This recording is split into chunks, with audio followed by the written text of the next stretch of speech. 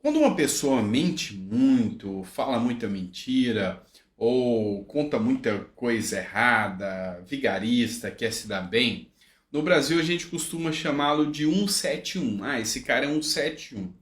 E a gente fala isso por causa do artigo 171 do Código Penal, que ele fala que obter para si ou para outrem vantagem ilícita em prejuízo alheio, ou seja, você tem que dar prejuízo para alguém, induzindo ou mantendo alguém em erro, mediante artifício ardil, qualquer outro meio fraudulento, inclusive a mentira, isso é considerado estelionato. E quando um político promete uma coisa e não cumpre, ele não responderia por estelionato? Pois é. Olha só o que essa matéria do Estadão trouxe. E você que é brasileiro, que depende do salário mínimo, talvez não vai gostar muito dessa matéria aqui. Governo envia projeto de lei de diretrizes orçamentárias para 2024, com meta de zerar o rombo das contas e com um salário de 1.389. Então nós já temos o valor do salário mínimo para 2024. 1.389. Corrigido com a previsão da inflação já com o dedo do senhor Luiz Inácio Lula da Silva.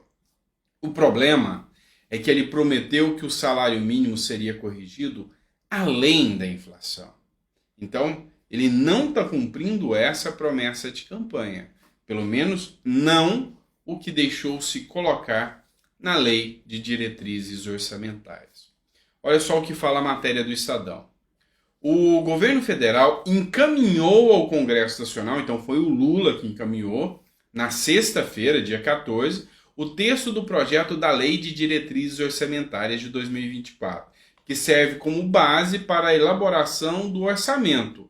Edição extra do Diário Oficial da União traz a mensagem presidencial informando o envio. E ali está previsto o novo valor do salário mínimo de R$ 1.389, sem nenhum centavo de correção além da inflação ou de ganho real, o que foi uma promessa de campanha não cumprida.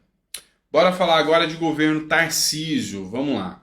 Olha só, o governo de São Paulo muda nome de estação Vila Sônia em homenagem à professora. O que aconteceu, pessoal? Vocês devem estar sabendo daquele ataque onde um monstro de 13 anos, porque para mim isso não é criança, é um monstro. Você tem consciência de pegar uma faca e ir para cima de outras pessoas para matar, isso não pode ser declarado como uma criança. O governo de Tarcísio está se empenhando, contratação de psicólogos, policiais, inclusive com a possibilidade de contratação de guardas privados para fazer a defesa das crianças nas escolas. Agora ele tomou uma medida. Uma professora, a professora Elizabeth, foi assassinada nesse ataque defendendo crianças, né, as crianças que seriam vítimas desse assassino aí. Então o governo de São Paulo decidiu alterar o nome da estação Vila Sônia, que era o nome da escola, na linha 4 amarela, em homenagem à professora que foi assassinada no ataque, tá? A escola chamava Tomásia Montoro. E agora a estação, que se chamava Vila Sônia Tomásia Montoro, vai se chamar Vila Sônia Professora Elizabeth Tenreiro, em homenagem a ela. Tá, pode parecer uma coisa boba, mas por que eu vejo como algo grande, algo quase que estoico aqui nessa atitude de Tarcísio?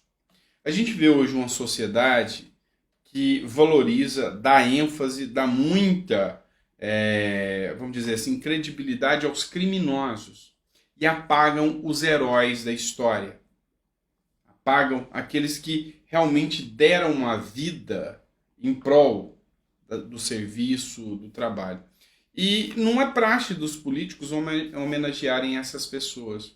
Mostra que o dever de cidadão não é reconhecido pelos políticos. E com essa atitude, Tarcísio mostra, sim, que é uma ação importantíssima de reconhecimento de uma heroína brasileira. Os nossos heróis mudaram por completo as suas virtudes. Hoje, heróis aí são Pablo Vittar, Vitão, dentre outras coisas. É isso. Herói é quem realmente deixa uma marca na sociedade e faz algo de diferente. Então, parabéns para o Tarcísio de Freitas. Mas vamos lá. Falando ainda sobre esse assunto, eu vou trazer aqui uma publicação do Paulo Bilinski, tá? Coisa séria, grave. Nós temos duas correntes. Uma corrente, que é a corrente conservadora da direita, ela defende que existam policiais armados defendendo as crianças. A gente entende, e eu me filio a essa corrente, que tem policiais para resguardar coisas importantes como o nosso dinheiro nos bancos. Então tem segurança armada, tem gente lá. Tem policiais para guardar coisas que nem são tão importantes, pelo contrário, são até nocivas. Para você entrar hoje na Câmara dos Deputados, no Senado ou na própria Presidência da República, você vai passar por um batalhão de detectores de metal, de policiais armados. Você não chega nesses políticos que fazem tanto dano ao nosso Brasil. Mas eles são super protegidos. E as nossas crianças? Os meus filhos, minhas filhas, são o meu bem maior. Essa eu quero protegida. Essas têm que estar protegidas. E sempre quem leva mais são mais pobres. Porque, por exemplo, minha filha faz faculdade de Direito. Lá tem segurança armado porque é uma faculdade paga. Tá? Eu não quis que ela fosse. Ela passou para a pública, mas eu não quis que ela fosse. Então, ela foi para a universidade paga. E o mais pobre? Aquele da escola pública, é esse que está sofrendo mais. Porque os pais chamam o diretor e falam, nós queremos segurança armado. O diretor contrata e os pais pagam mais por isso, é simples. E o mais pobre, é esse que perde a vida na escola. Mas os defensores, os contrários aos policiais armados, qual o argumento deles? Eles falam que vão criar uma imagem de caos na escola, vão passar uma imagem de terror nas escolas. E essa imagem de terror, veja que terror gravíssimo lá em uma escola de Rondônia. Olha que terror.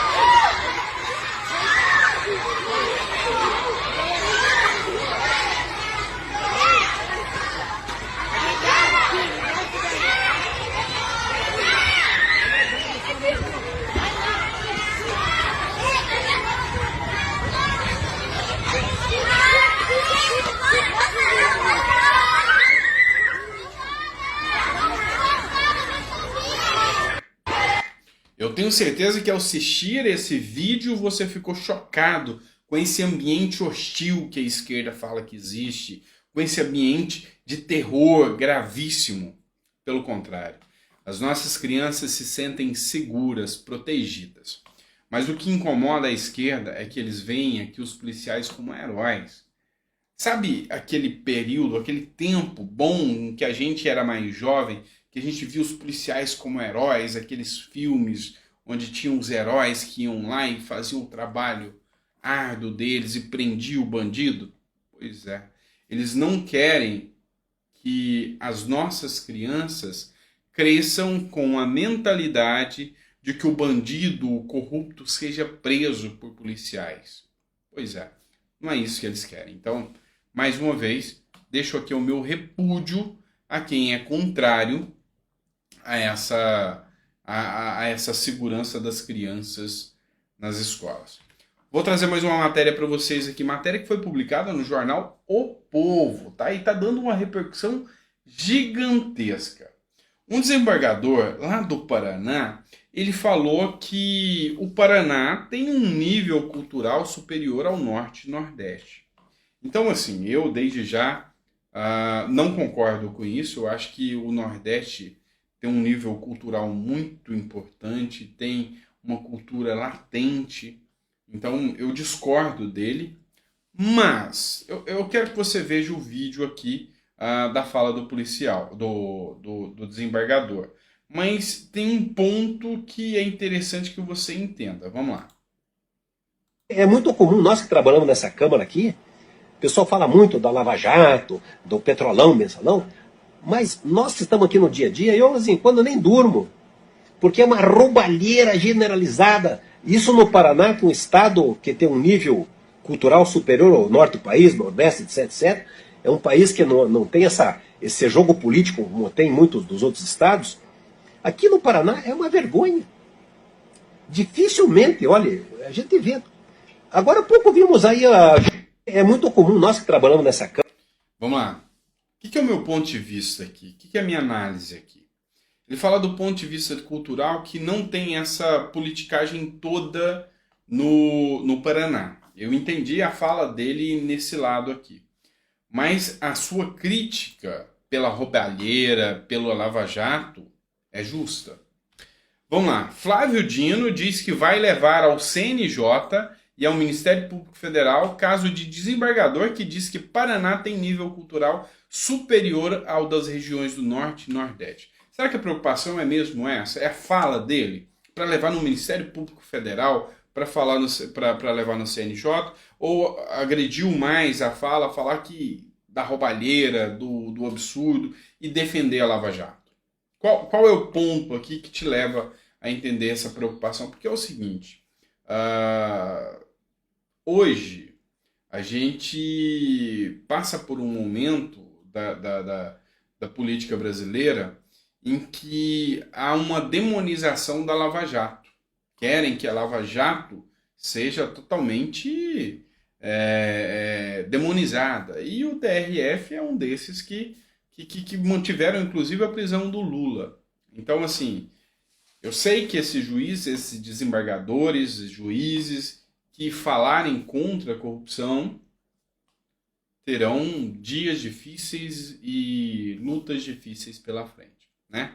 Isso a gente sabe. Mas, enfim, tem que tomar cuidado com o que fala. Eu discordo do que ele falou da questão do nível cultural, mas eu acho que isso aí também tem mais uma perseguição política do que realmente a fala dele.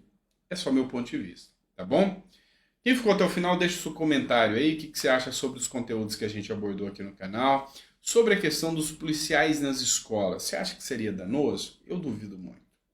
Inclusive, escolas militares apresentam um nível de aprendizado, um nível de aproveitamento escolar superior a muitas escolas públicas. Pois é, eu tenho essa visão de que os militares não são danosos, são muito benéficos às nossas crianças, mais do que o traficante que vai para a porta da escola vender droga. Pode ter certeza. Grande abraço, fiquem com Deus, obrigado pela confiança e a gente volta daqui a pouquinho. E só para não esquecer, num domingão, né? Que Deus abençoe muito a sua mesa, que seja sempre farta e repleta de bênçãos. Abraço.